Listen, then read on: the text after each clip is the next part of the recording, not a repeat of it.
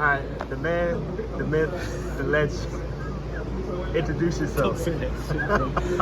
What's up, guys? You know, I'm back. Mr. 10K. Mr. 10K, Mr. Striker, the kid. But hey, we're back at it on a different profile. I know the last one on the channel was a go second. This one's a go first. It's been cooking for a long time.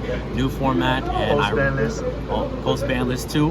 And before Phantom Nightmare, the deck will change post that. You have to. You gotta adapt.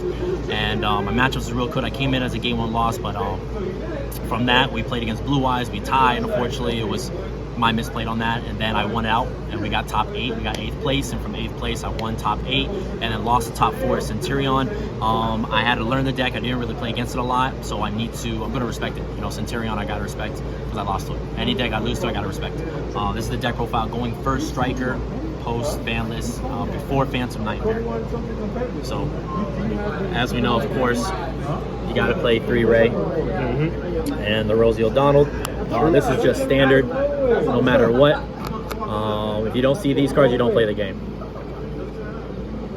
Then it's only, I think, 9 monsters and traps, so 3 nib and 3 droll. Now, these are just lingering effect cards, right? High impact cards. And when I saw Joshua Smith's video of these were in the side, I said to myself, I need to main deck these. With so many decks searching, Droll's just not explanatory, especially after Phantom Nightmare, you might have to main it. But the nibs really came in. When it came in hard, and I liked it a lot. So these are just like high impact cards, and as you know, triple Ash. Don't worry, the quarter century rares are coming. Ash is just a generic card you gotta play, and then just the Imperms. 2 more is also on the way too. This sauce comfortable.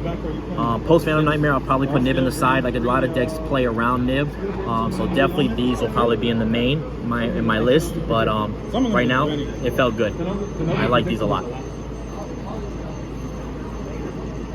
Those are all the monsters and traps, and the rest, as you know, we're playing Striker. We play a shit ton of spells. So we're excited to play it. The card I hate the most is Terraforming. Don't play this card, ever. I hate this card. I hate it so bad. You play a 1 field spell that you have to activate the field spell, set this, and send it, and hope you hit a card. Konami just engage a 3 so we can cut this card, and we can... This is my 39th card, believe it or not. Drones, it's like Rosie O'Donnell, but a spell card allows you to play the game. 1 Afterburner. I still like the 1 Afterburner because it's a going first, so I don't need going second cards a lot in my hand. And the best card, to be honest, outside of Engage is triple Upstart. Top 8, man, I had nothing but hand traps and Upstart. I went Upstart and I drew Ray. I was like, we're in there. And he drolled me, so it didn't matter anyway. We were able to play the game, and I stopped him because I drew nothing but hand traps. Shout out to Upstart. Shout out to Upstart. That's me, and that was him giving me Ray, so that's all that mattered. Because we're going first, double multi-roll. Don't play 3. 2 is amazing. Why? These 5 cards is amazing. You play around Droll in this deck so heavy with drawing multi-roll and Upstart. Why? Because you go multi-roll, set an Upstart, effect send it, then activate a second Upstart if you have to. As long as you have a quick play, you can activate the quick play, and then they can't Droll you on resolution because they multi-roll, they can't respond with a card. So as long as you have a quick play after that, more or less, these are just the 37 to 40 cards, double multi-roll. This 5-card package I think is really good if you want to go first striker. I like it a lot. More or less, there's that. And as you know, the 1-up field spell, because of this stupid card, hate this card. And then you have to play the 1 field spell no matter what. And then, as you know, Rhoda, double engage. QCRs are on the way. It's very excited. Konami can just easily put this to 3. It wouldn't matter. It'll just make me happy a lot. And of course, you have to play the striker, more striker cards. No thrust in the main. So this deck can be non-thrust striker also. But talents, you have to play talents with the upstarts, and people are playing Droll and, you know, engage. I want to see this as much as possible to rip my opponent's hand, so they start with less cards in their hand, and then I have a Widow Anchor or a Shark Cannon or something to really try to push them. God card also, again, linkage, just lets you play the game. It is a -1 no matter what, but it allows you to push for game. Double Shark Cannon, it came up a lot. Fire Kings, I'm not worried about Fire Kings as much because I played double Shark Cannon. This is a last minute call to play at 2. I mostly played 1 Shark Cannon and 1 Eagle Booster, but Eagle Booster at my locals is not that good. Double Shark Cannon. I want to see this card in draw phase, hit the level 4 Fire King, hit the level 1 Fire King. They can't add it to hand, so I can go ahead and just hit them. And of course, the honorary Shark Cannon, Call by the Grave. It's just 3 ofs. I love it. Just feels really good. And then the best disruption is Widow Anchor. And that's all the spells. That's the whole deck. Going first, I like it a lot. It feels, like I said, 3 ofs, 3 ofs, 3 ofs, and then 3 ofs. Literally, this is the only card I hate still to this day. Perfect. It just feels right. Konami can just put this in gauge at 3 and it would be perfect. But 40 that's flat? just for 40 exact, baby. Going on, actually, 35 cards because you're playing these 5. All right, but cut this card, you're still playing 37, and it was really good for a going first list. I liked it a lot. It really came out. So that's the main deck and the side deck. We did say no thrust in the main, so that's fine. You don't have to play thrust. You can play summon limit. You can play whatever cards you want. But I did side the thrust in against, like I said, Fire Kings. They trigger stuff on standby phase. It's really good. A lot of decks. Pearly still is around this locals that I go to. So I call this my Pearly hate. This is my Pearly hate. If I played Pearly a top 4, I probably would have won because these 5 cards will always go in and I'm outing them every single time.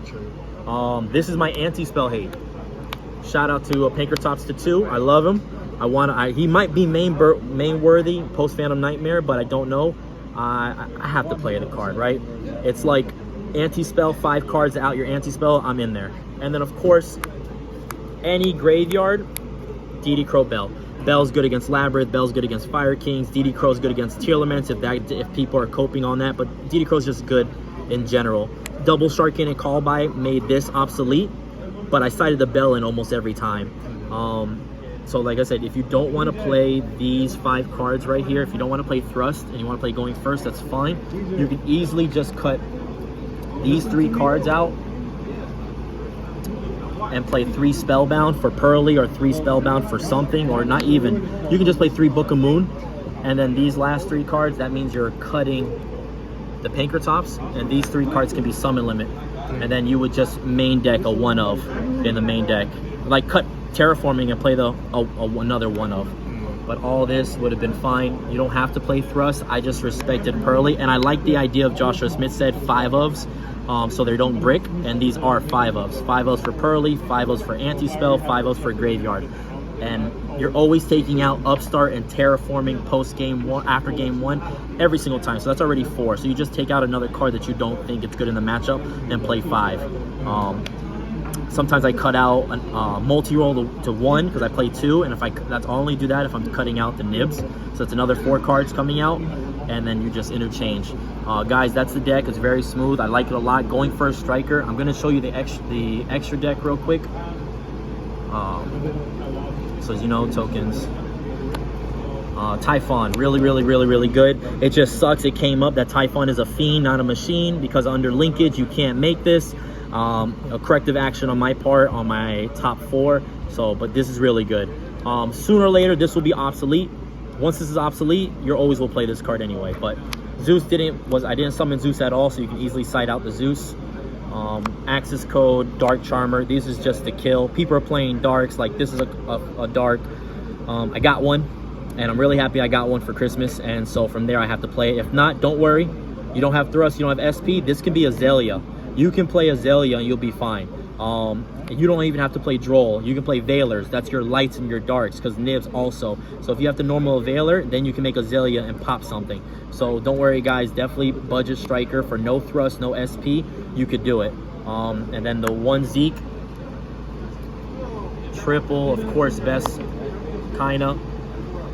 3 water and 3 green. You're probably saying, where's apologize. You're probably kinda is the earth. Disrespected Kagari, Shizuku, Hayate. So I did talk about the side. You were at 1 card. You could even side in the 1 Kaina and put it in, because this card is really not needed a lot of the matchups. You can side out this out for the Kaina. If you're going into time, game 100 life, fuck it, if that's what you gotta do, you gotta do. Or it kind of does come up because someone tried to access code me, and I'm like, damn, if I had the Kaina, Ray come out, tag out, and Kaina target the access code, they can't kill me. So definitely this, like I said, we talked about you don't have to play Thrust. You can play 3 Summon Limit and go first, and then the other 3 cards can be Book of Moon, and you're probably at 1 card. This could be Kaina, and you side in the Kaina for this. But I like the 5 ofs, right? Anything that I was worried about. I hate anti-spell, boom. I hate Pearly, boom. And I hate graveyard decks. I literally have 5 of everything in the side. But I gotta respect Centurion, and I have to respect Vanadium, because if I didn't have Droll, they're not playing into Nib, and then we lose. But we end up crushing that out, top 8. I was really happy. He was upset, but striker best deck. That's the profile. All right, man. Congratulations. You know, glad to see you back on the channel. Thank you. You're doing numbers, you're doing amazing things. Oh, man, Can't wait to post Phantom Nightmare. You're gonna be back on the channel again. All right, you know what? Yeah. Thank you. Any shout outs? Shout out to everyone here that came to Cool Stuff. Shout out, of course, to the channel. The channel's amazing. Guys, watch it, man. Share it. Not just Striker, but anything. This channel's going to be great.